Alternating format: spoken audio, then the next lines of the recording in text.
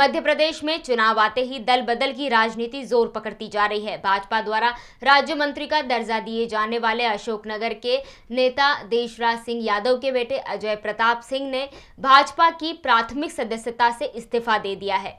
वह 20 अक्टूबर को कांग्रेस की सदस्यता ग्रहण करेंगे।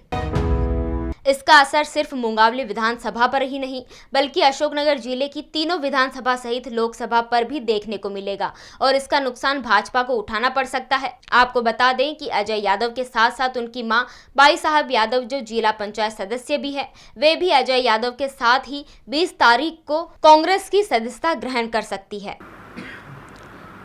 कोई व्यक्ति जब इस्तीफा देता तो उसकी कोई मजबूरी होती है या कोई परेशानी होती है। मैं आपको बता देना चाहता हूँ, जब से मैं राज्य मंत्री के पद पर बना हूँ तब से मैं किसी भी कार्यकर्ता का कोई कार्य नहीं करा पा रहा था। कोई किसानों की बिजली की समस्या को दूर नहीं कर पा रहा था। कोई अधिकारी कर्मचारी मेरी बात को सुनने तैयार नहीं था।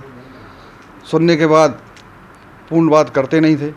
कहीं ना कहीं मैं कुंठित था, कहीं ना कहीं मेरे आत्मा में अंदर से दुख था कि मैं अपने कार्यकर्ताओं के, अपने क्षेत्र की जनता की सेवा नहीं कर पा रहा हूँ या उनके कार्य नहीं कर पा रहा हूँ। इस कारण कहीं ना कहीं मुझे भारतीय जनता पार्टी से आज इस्तीफा देना पड़ा। मैं लंबे समय से हमारे वरिष्ठ नेतृत्व को समय समय पर सूचित करता आया हूँ, बताता आया हूँ, लेकिन हमेशा ऊपर वालों ने कहा कि हाँ हम बात करेंगे, बोलेंगे, देखेंगे, लेकिन आज तक कोई सुनवाई नहीं हुई। कहीं ना कहीं मुझे लगता है कि जो भारतीय जनता पार्टी की रीति नीति थी पहले, जो भारतीय जनता पार्टी की विचारधारा थी, जो भारतीय जनता पार्टी की पंचनिष्ठाएँ थीं, वो कहीं ना कहीं कांग्रेस के लोग यहाँ आने से इस ज़िले में वो सब खत्म हो गई। जब से भारतीय जनता पार्टी की सरकार जब रिटर्न यहाँ मध्य प्रदेश में बनी तब से ये स्थिति सामने आई है। देखिए, मेरे पूज्य पिताजी ने 1980 में अशोकनगर और गुना ज़िले में भारतीय जनता पार्टी को खड़ा किया। लगातार भारतीय जनता पार्टी के साथ रहे।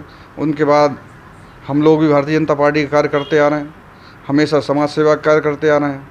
चूँकि एक जनप्रतिनिधि होने के कारण, एक जनप्रतिनिधि या कोई संवैधानिक पद पर कोई व्यक्ति अगर होता है तो उसका कार्य होता है जनता की सेवा करना। वो कार्य पूर्ण रूप से नहीं कर पा रहा था। इससे मैं कुंठित था।